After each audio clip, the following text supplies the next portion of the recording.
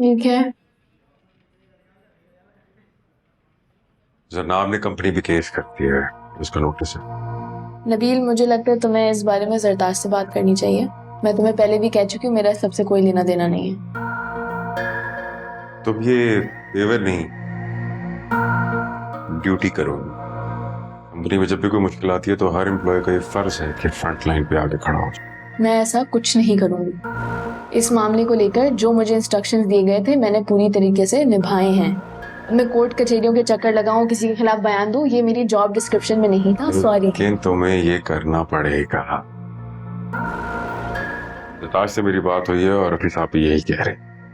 Positive बात यह है कि अब इस केस में कुछ जान दिखाई दे रही है। वैसे तो सारा का केस हमारे केस से बिल्कुल अलग है। बेसिकली सारा को अब अपने तमाम एविडेंस लेकर अलग से केस फाइल करना चाहिए, मगर सारा की गवाही बहुत मजबूत है। मैं जानना चाह रही हूँ कि सारा का साथ देना हमारे केस पे कितना फर्क डालेगा। बहुत ज्यादा फर्क डालेगा।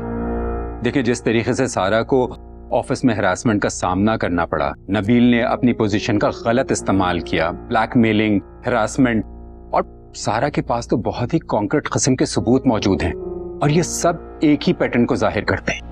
और इससे ये भी साबित होता है अगर जरनाब नबील के इन्फ्लुएंस में आ जाती तो वो उसी हद तक जाता जिस हद तक वो सारा के साथ गए। तुम्हें सिर्फ इतना कहना है कि जरनाब ने तुम्हें कभी कोई कंप्लेन की ही नहीं थी जिसकी वजह से तुम कोई एक्शन ले सकती। That's it. मैं ऐसा कुछ नहीं करूंगी नबील। क्या ये काफी नहीं है कि मैं तुम्हारे और जनाब के मामले में नहीं पढ़ना चाहती? तुम एक अक्लमंद लड़की हो, इतनी अच्छी तनख्वाह, इतनी अच्छी जॉब छोड़ के तुम कभी भी नहीं जाना चाहो। I know that. लेकिन इस जॉब को बचाने के लिए सिर्फ 2 लफ्ज बोलने होंगे। वक्त ज्यादा है नहीं तुम्हारे पास, लेकिन फिर भी सोच लो। तैयार हो? ये बात तो क्लियर है। वर्बल हरासमेंट के बाद अगला कदम फिजिकल हरासमेंट ही होता है। बेसिकली सारा ने इस पूरी सिचुएशन को एक कॉन्टेक्स्ट दिया है कि जो वर्बल हरासमेंट तुम्हारे साथ हुई है वो फिजिकल हरासमेंट में कन्वर्ट होने से पहले ही तुमने उसको रेजिस्ट किया है। और बल्कि ये नबील के कैरेक्टर के बारे में भी बहुत कुछ बताता है। बिल्कुल। और जब ये साबित हो जाए कि कंपनी का माहौल गैर महफूज है और जहां पर नबील जैसा शख्स पावर में बैठा हुआ है और कंपनी एक ऐसे शख्स को सपोर्ट कर रही है, तो कंपनी पर भी सवाल उठेगा। सो जैसा हमने सोचा था वैसे ही होता दिखाई दे रहा है। इसके बाद कंपनी से किए जाने वाला डेफेमेशन केस कमजोर पड़ जाएगा।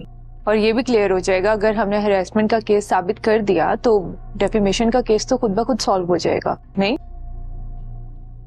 क्या सारा को खुद केस फाइल करना पड़ेगा? हाँ बिल्कुल, उसे अपना केस अलग से फाइल करना चाहिए। उसे अपने एविडेंस जमा कराने चाहिए क्योंकि उसके स्टेटमेंट हमारे केस को बैकअप देगी। मतलब सारा का इस केस में आना बड़ी डेवलपमेंट है। बिल्कुल, अभी तो ये शुरुआत है। अब हम ये कह सकते हैं कि इस कोशिश में हमें बहुत कुछ हासिल हो सकता है। बात सुनो, आजकल तुम बहुत उदास लग रही हो, क्या बात है? सब ठीक है? जी। अच्छा, तुम्हारे मोटापे को लेकर जो पहले मैंने जोक्स किए थे उसके लिए आई एम सॉरी। जिम शिम किया करो, हीरोइन लगोगी। अच्छा छोड़, मैं एक जरूरी बात करनी थी। जनाब ने कंपनी के अगेंस्ट हरासमेंट का केस किया है, तुम उसके खिलाफ गवाही दोगी ना?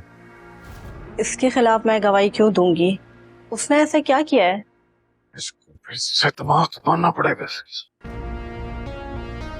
देखो, तुम्हें बस इतना कहना है कोर्ट में जाके कि कंपनी का माहौल बहुत अच्छा है, जनाब ने एक मनगढ़ंत कहानी बनाई है, ऐसा कुछ भी नहीं हुआ, और तुम्हें और किसी और को किसी ने नहीं छेड़ा।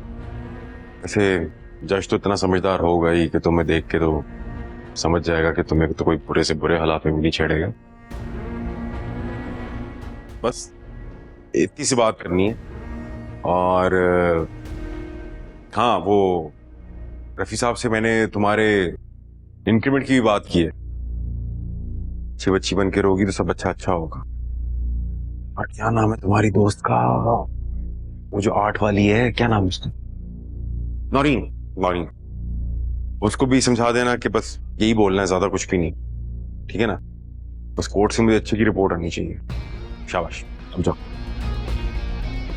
दिमाग की दही।